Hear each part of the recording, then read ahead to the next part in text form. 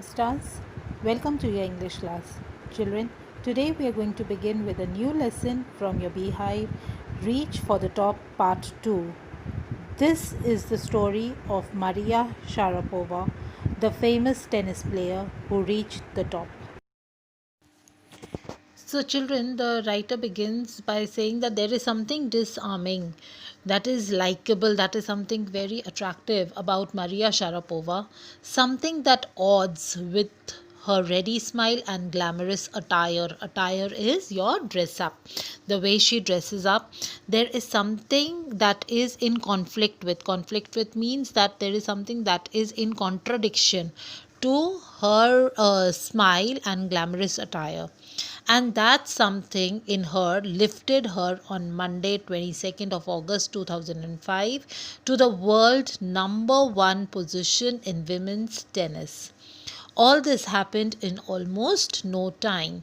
So the story of Maria Sharapova, she was determined to be at the top in games in tennis. So she accomplished her position, she accomplished her desire on 22nd of August 2005.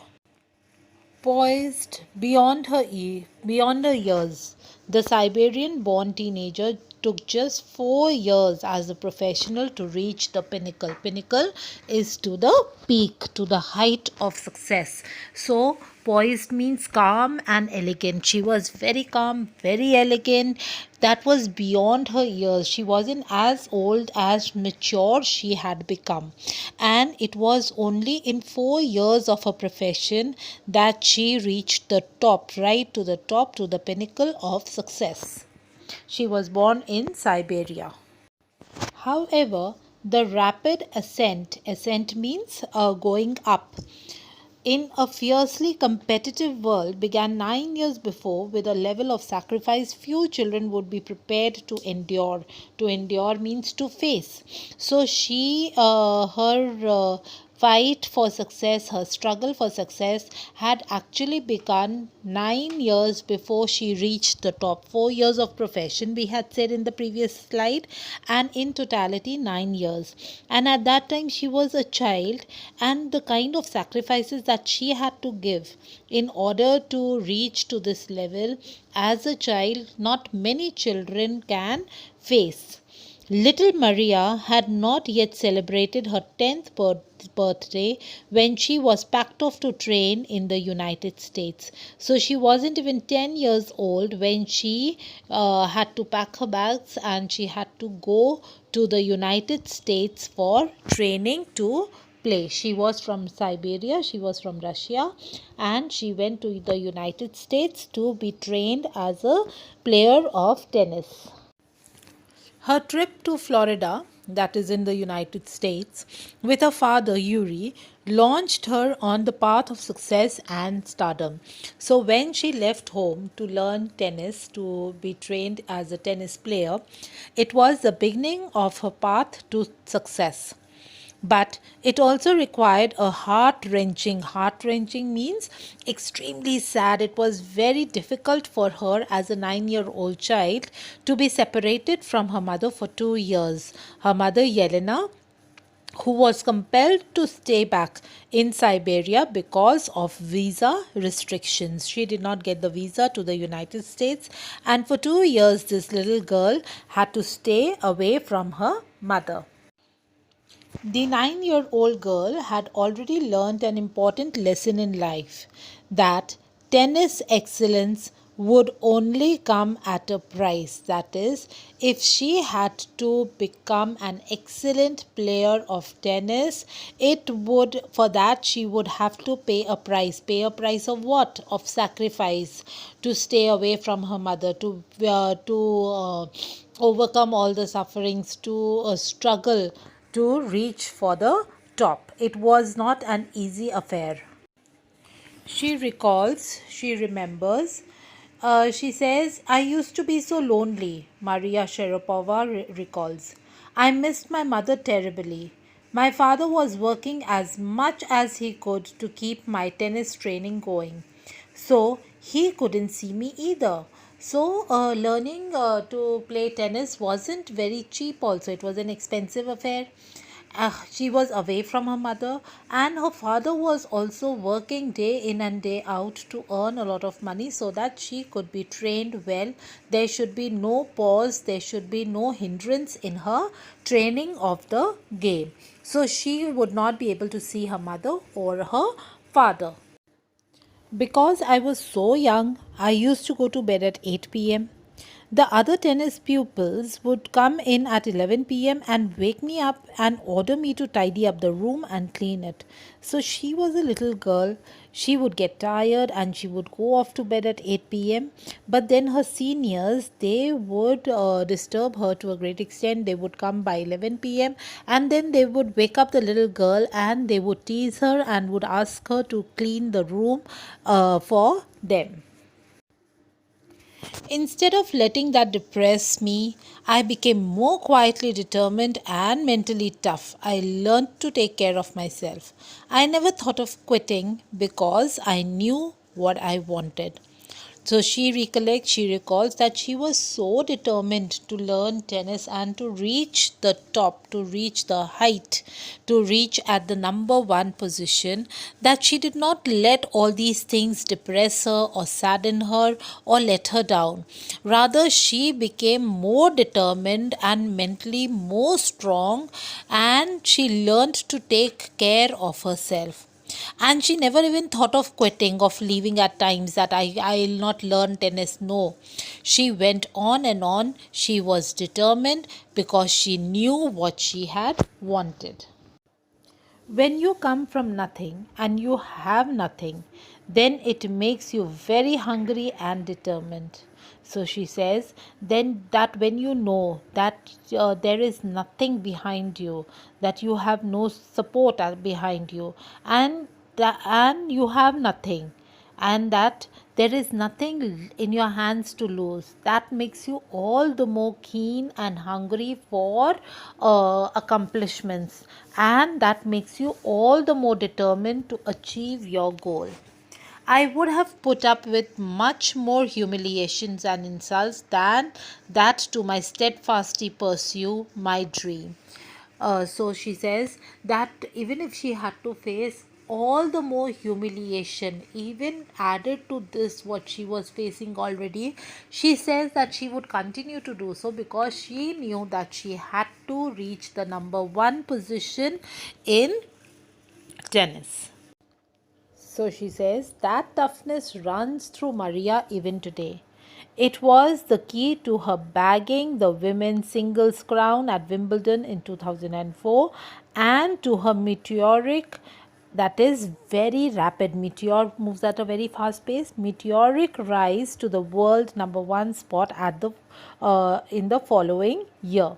So this toughness, this determination is a part of Maria's character even today. And it was this key factor that led to her winning of the women's single at Wimbledon in 2004 and then to rise to the world number one spot in the next year, that is 2005, August 22nd. While her journey from the frozen plains of Siberia, that is in Russia, to the summit of women's tennis has touched the hearts of tennis fans, for the youngsters herself, there appears to be no room for sentiment.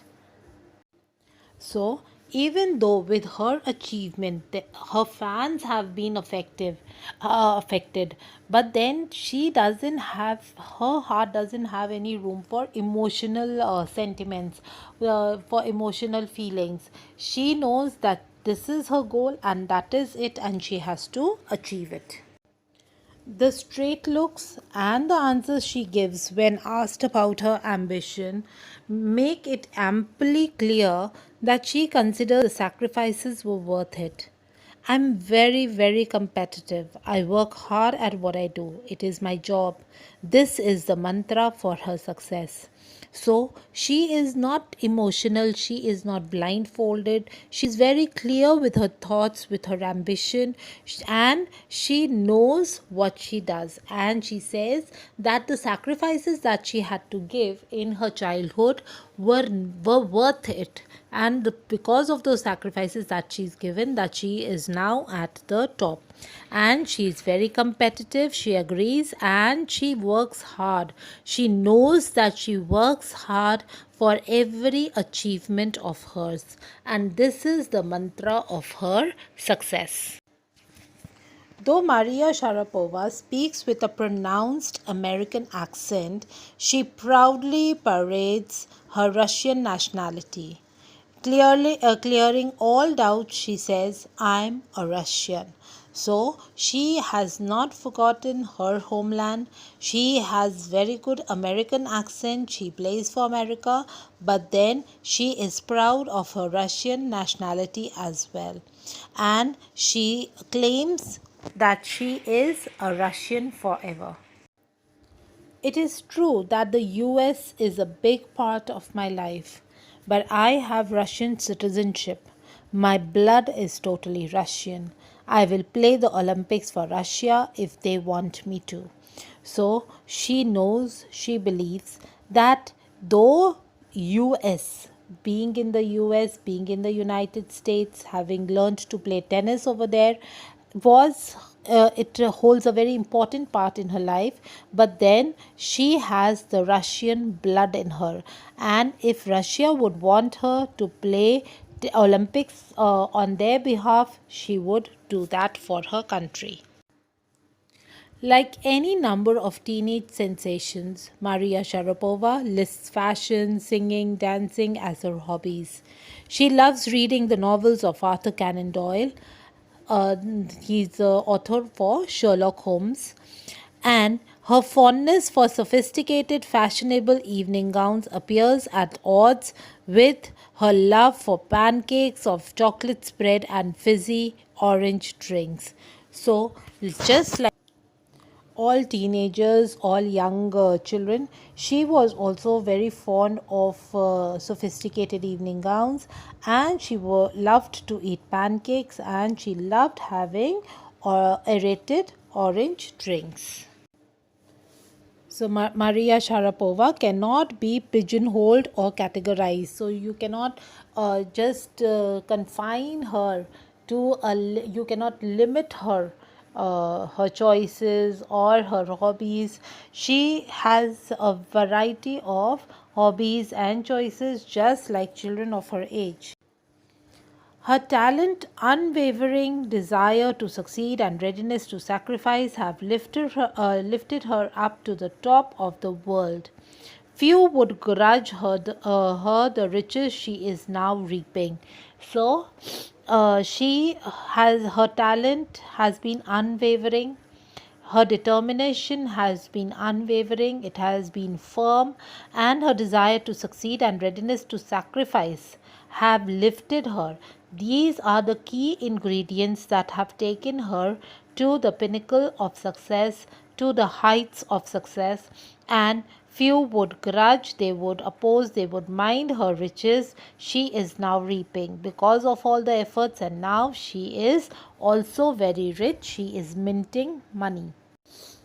This is what she has to say about her monetary gains, monetary related to money, monetary gains from tennis. She says, of course, money is a motivation.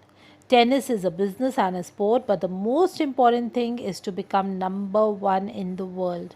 That's the dream that kept me going. So she doesn't say that she does not want money or she's not happy with the riches or those are immaterial for her. No, she agrees to it that money is a great motivation that keeps one going.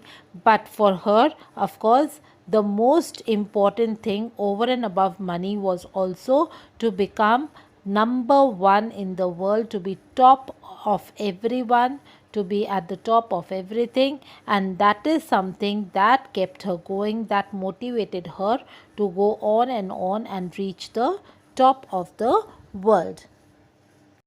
So, children, this is the story of Maria Sharapova. I hope, children, all of you have understood the story of the lesson. Now go through the PDF text from your textbooks. In case of any doubts or queries, you can post it in the comment section of the Google Classroom. Till then, stay safe. God bless you all.